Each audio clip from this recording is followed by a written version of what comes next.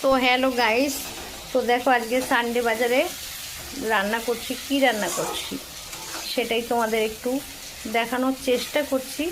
এটা হবে জ্যান্ত কাতলা মাছ এনেছে, জ্যান্ত কাতলা মাছের একটু এই যে ফুলকপি ভেজে রেখে দিয়েছি, ফুলকপি আলু দিয়ে ঝোল। আর এদিকে হচ্ছে দেখো মেটের স্টমাক। ওটা আমি খাই শুধু, বন্ধুরা আমাদের বাড়িতে আর কেউ খায় না। ছেলে খায়, তো ছেলে তো আর নেই কাছে, তো আমি এটা একা খাবো। দেখো বন্ধুরা, মেটে আর স্টমাকটা রান্না করছি পুরো কষা কষা করে, শুকনো শুকনো থাকবে ওটা, একদম ঝাল ঝাল করে করছি।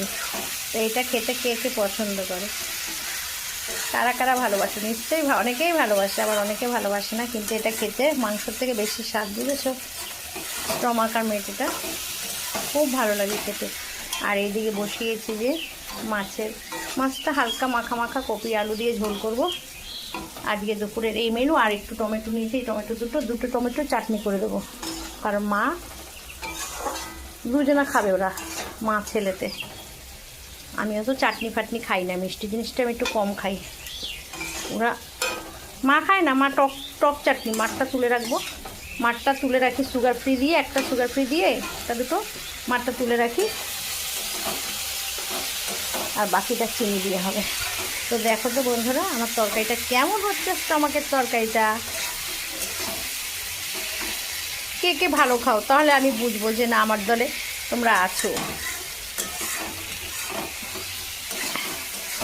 কাজ আছে, ওই দেখো বাইরে কত, দেখেছো কত বাইরে কাজ, অনেক কাজ রয়েছে, এগুলো করতে হবে, বুঝেছো?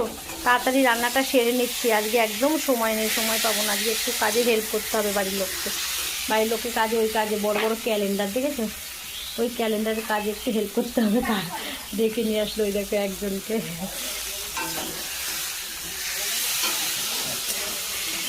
তো বন্ধুরা ভিডিওটা ভালো লাগলে লাইক কমেন্ট দিয়ে পাশে থেকো, ঠিক আছে?